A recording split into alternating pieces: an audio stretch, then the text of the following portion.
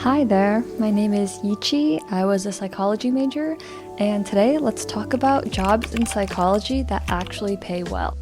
So, when I graduated college, I feel like the most common job I saw people doing after college were either pursuing a master's degree to become a therapist or working as a research assistant, which pays around 45K per year on average, and trying to pursue grad school after that. If you're a psychology major but you don't want to become a therapist and you also don't want to be a research assistant and pursue 5 more years of grad school after that, I have some ideas for you. There are other options. Psychology is a really large field, so there are a lot of opportunities and well-paying ones at that.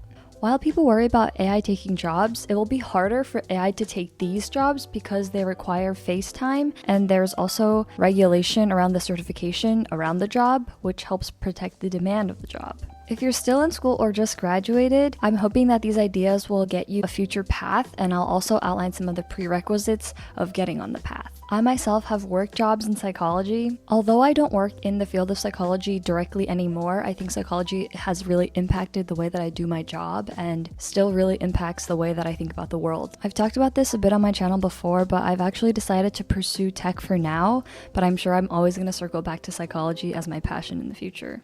As always, this is my take. Do your own research, and I hope this is helpful.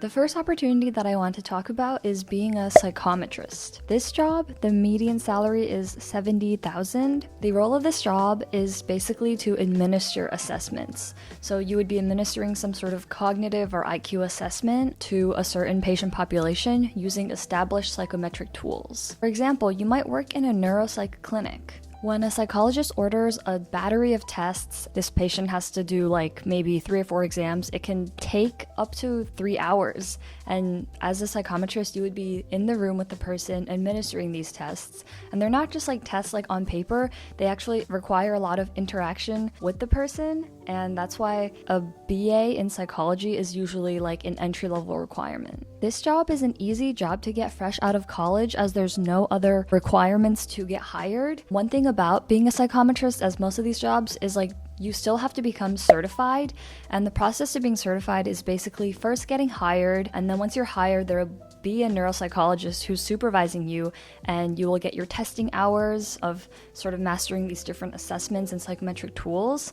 And then in the end, after you complete, it's like I think 2,000 or 3,000 hours, you will sit for an exam, and once you pass, you'll be a certified psychometrist. I think if in school neuropsychology is something that appeals to you, and using these tools to assess people's like cognitive function is something that interests you, this is a great pathway and can lead the door to like future research or higher education opportunities as well. And I think it's slept on because it's not something that I heard about from my teachers when I was in school.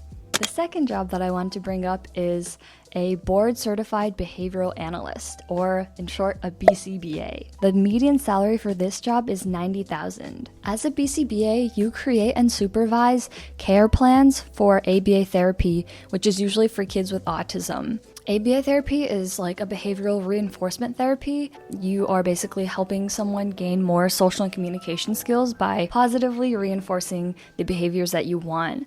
As a BCBA, you would actually be supervising an RBT, who is the registered behavioral technician who works with the client and fulfills the hours that you have assigned to them. You would largely work with kids, often in the home setting or school setting. This job does require a master's degree, and there's also like certification necessary. It could take around 2 years to complete that process. A really easy way to enter into this job is to first try being an RBT. An RBT has no prerequisites. You also have to get a certification, as for all of these jobs. But as an RBT, you would just work with the kids directly, and you would get to work with a BCBA, and that could be a really easy way to see if that's something that you would like to do. I will say the cool thing about this opportunity of being a BCBA is that it is a high in demand job, because as of 2021, there's now a law that requires private insurers to cover all of the hours of behavioral therapy that are given to these kids. So this really expands the clientele of like who could get ABA therapy, and that means that if there's more clients, there needs to be more BCBAs to create their care plans and administer them and work with the RBTs. The third job that I want to talk about is being a clinical trial manager. The median salary for this job is $130,000. This job is not as well defined as in how to get into it as the first two are. A clinical trial manager is someone who works with usually some sort of private industry pharmaceutical company to manage the trials, manage like the people who are coming in, gathering the data, making sure it gets sent to analysis, writing reports on it, and being the manager for like all of those moving pieces. A clinical trial manager would have a lot of skills that are similar to being a lab manager of a psychological lab. While there's not a direct path for how to become a clinical trial manager, working as a research assistant, becoming a lab manager, and showing that you have been able to administrate these large plans of human subject research is really important. And once you have those skills and kind of know how those, for example, regulation and approval processes go, then those skills would translate directly into private industry of being a clinical trial manager, where the pay is also significantly higher than working in a lab. Sometimes research institutions will also be doing clinical trials. So if you're already working in a lab and then you hear about this position of being clinical trial manager, that could be a really smooth way to pivot into that line of work. And often clinical trial managers are also working under grants. The experience that you get working in a lab as a lab manager or research assistant would be directly translatable. I think a master's degree could be helpful in just showing that you have more professional development. But I also do know people with just a bachelor's who've worked in labs and have become clinical trial managers. If you're someone who's interested in research and has strong management capabilities, I think that this would be a good fit. The last opportunity that I want to bring up is a speech language pathologist, and the average pay for this job is $95,000. A speech language pathologist works to diagnose and treat speech and language disorders. A lot of the work is about early intervention, so you might be working with younger kids. You could be working in a school or a clinic, but kids would come to you, you would diagnose them and create treatment plans.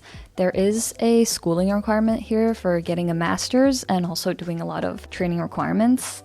So similar to the first two opportunities I talked about, there's a definite defined path and a lot of certification hours that would be needed. This job also has a more clinical aspect where it's possible that you might also work in a hospital. Maybe someone is having swallowing difficulties from some sort of injury, helping them sort of regain their speech and regain their language capability. So if you're more drawn to the medical side of things, a speech language pathologist could be a great opportunity. And I don't actually personally know a lot about this one, but from people who have done the job, I have heard that they find the job really rewarding and that they really enjoy it.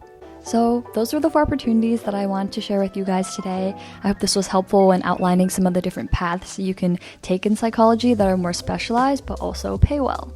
Best of luck to all the psychology majors out there. I'm rooting for you.